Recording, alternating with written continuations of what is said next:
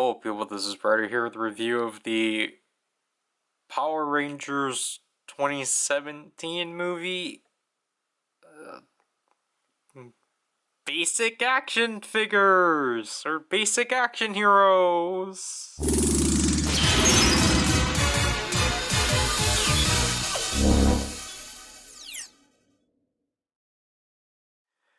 So you don't recall from a while back, I made my sister get me a random assortment of things off of AliExpress.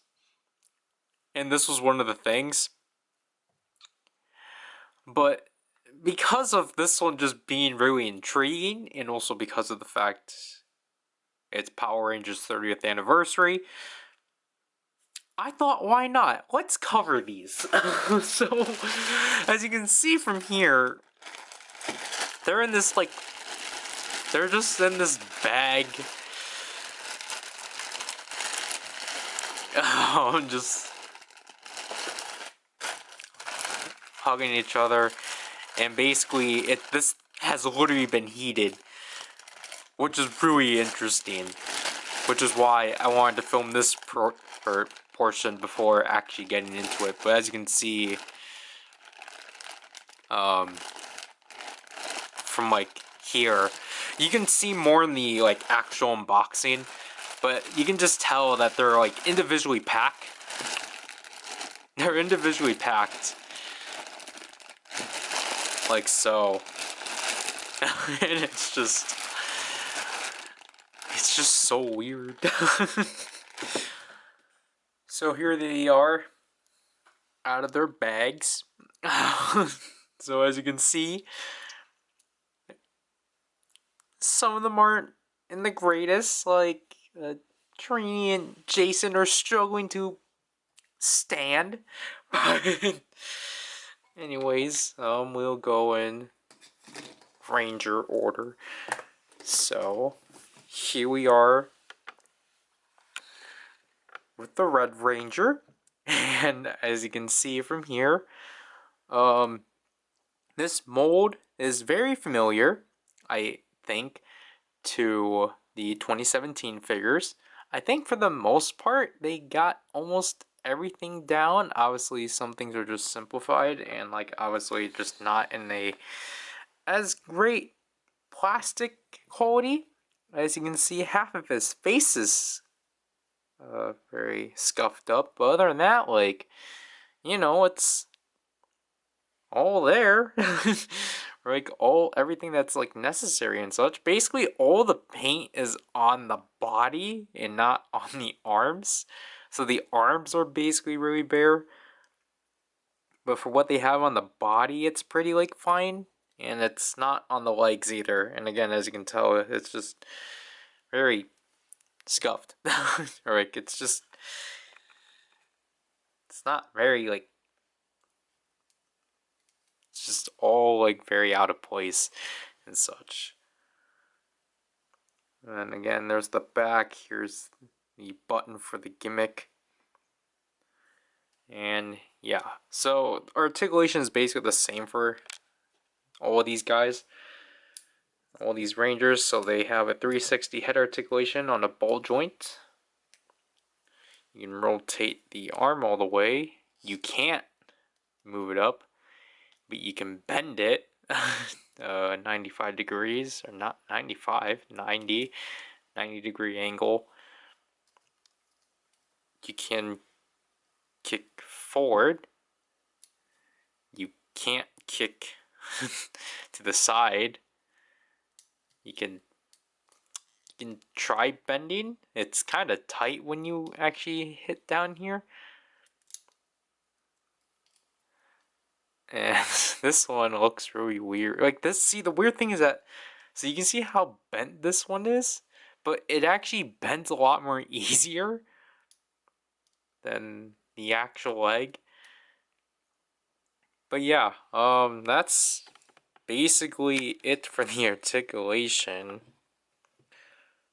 If he can stand.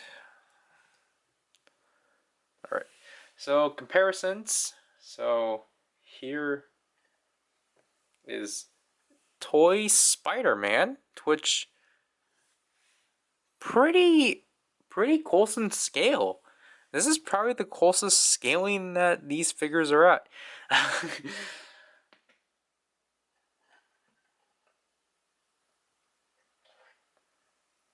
Don Momotaro.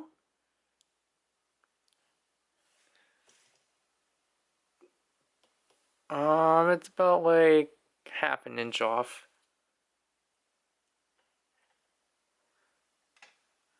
A Sentai Hero series, which is basically about 2 inches. Then you can grab it.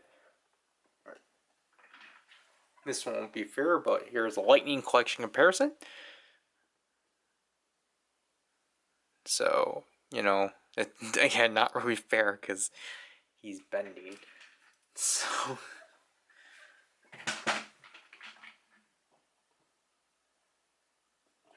here's a more fair comparison. Here is the Gold Ranger. Yeah, he's about an inch shorter. So, yeah, basically Toy Spider-Man is the best scale for it. And the gimmick for this figure is that if you were to press the button in the back, he lights up. And it's really bright. I'm really glad the camera is subduing the light, because in person, if you look at it straight, it's really bright. So I'm glad that the camera is subduing the brightness so then I can actually look at it. But yeah, it's just a simple red LED module just stuffed inside. Gosh, my eyes. So I apologize to get blinded by that. I hope it's a light. I hope it's an LED and not a laser. Because I know there's some bootlegs that for some reason do that. So, because, like, I mean, if it was a laser, I feel like it would be more damaging, but yeah.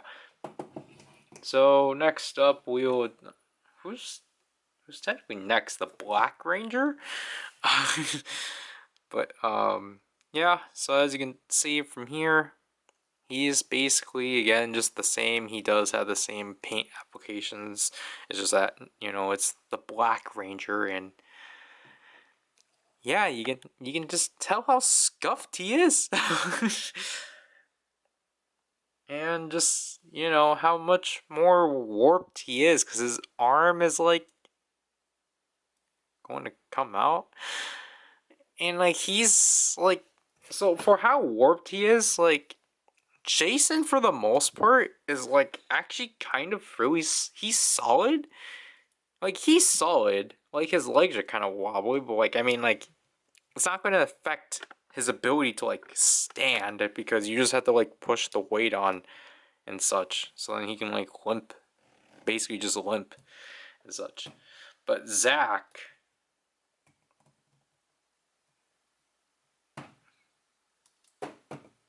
can't get him to stand. Zach, on the other hand, like, yes, he is standing straight, but his arm is kind of messed up. And from what I can tell, his joints feel so loose. So, like, bending this seems fine, because it seems like it was stuck like that. But, yeah, it's just kind of weird.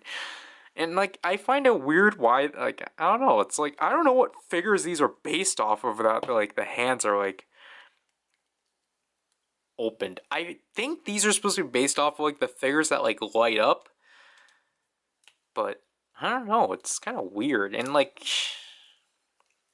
I guess this one's 2-on-2 for, like, one that barely bends.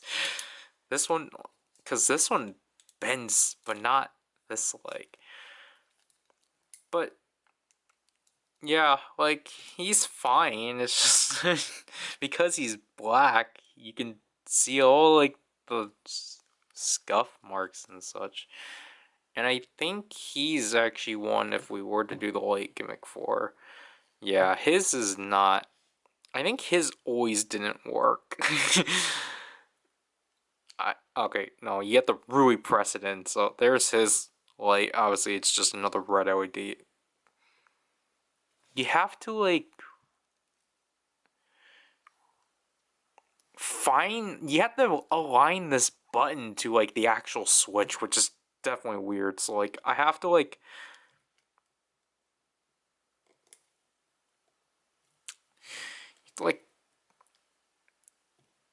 you kind of have to like point the button down and then like push it up.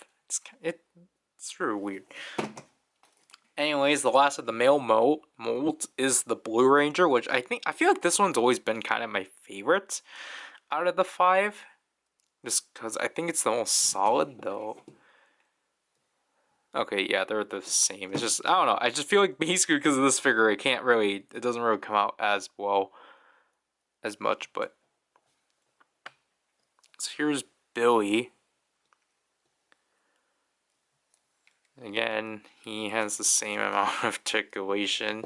I think he's also probably my favorite because he's not flawed for the most part. Like he's probably the only perfect figure because as you can see, like nothing's warped.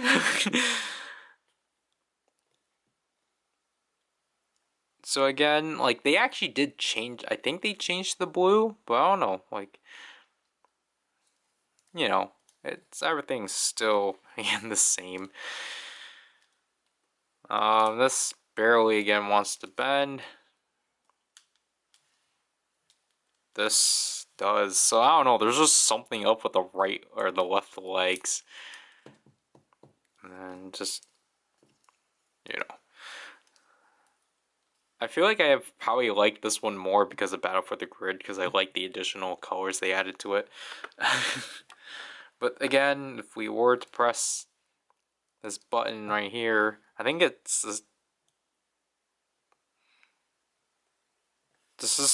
this one actually, as you can see, I think this is the one that's like actually dead. That was kind of like dead on arrival because you can saw it was like a little bit, but this one I typically don't get to work. This one typically doesn't work on me, so I'm pretty sure this one is dead, but oh well. Like, I mean, this one again is probably my favorite of the team, so. Anyways, here's our female figure. Here is the Yellow Ranger, Trini. I feel like the proportions are really weird because they're really lengthy now and thin. Like, I mean, I like the bright yellow. Just unfortunate that she's kind of warped. But other than that, it's the same core articulation, just very thin. But I mean, I at least appreciate that the arms are not warped. And the legs actually somewhat bent, but they're really loose. But yeah, again, just I guess the interesting thing too is that again, if we were to pair up the females with again try to get Trini to stand because she's actually the hardest to stand because look at her feet. All right, we'll just save it. So again, she lights up yet again by pressing this button. So, whoop-de-doo. Last but not least, we have Kimberly, the Pink Ranger, to which I feel like she's kind of the worst helmet-wise, honestly, because you can tell how off the pterodactyl visor is. But other than that, Um, her arm is warped, but her leg isn't for the most part. But this one is loose. Head is fine. This kicks forward. Legs continue being loose and such. Okay, so hopefully I can actually do a comparison here because Kimberly will actually stand.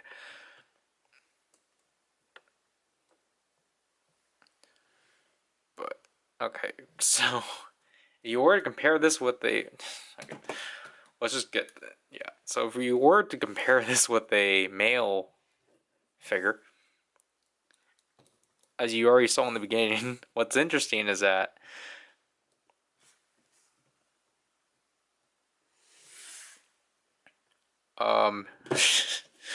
when you actually do compare these two figures,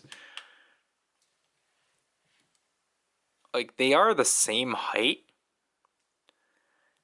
but I don't know, it's just like I think because of the upscaling they did with these figures, like it's just kind of weird because like you would think the female figures will be a lot more taller just because of their weird proportions. Like it's good that they're the same size, but it's definitely weird. So again, here's her gimmick. She lights up, it washes out the blue. Definitely. But yeah. Also, I just realized this too. The female figures actually remove. Actually, I'm going to use black. Black's the best example. They remove all the extra blue, which is definitely weird. But anyways, let's just go over final thoughts because this is basically it. So, pterodactyl, triceratops. No, what am I doing? I knew I messed up. Mastodon, saber-toothed tiger, please actually stand. Trini, please stand. Please stand, Trini. Trini is just the most. Trini, stand. Alright. And Tyrannosaurus. And alright, so yeah, I guess we will try to stand them as we do final thoughts. These figures are definitely interesting for sure. Especially for being my first of owning these figures. Like owning a version of these suits.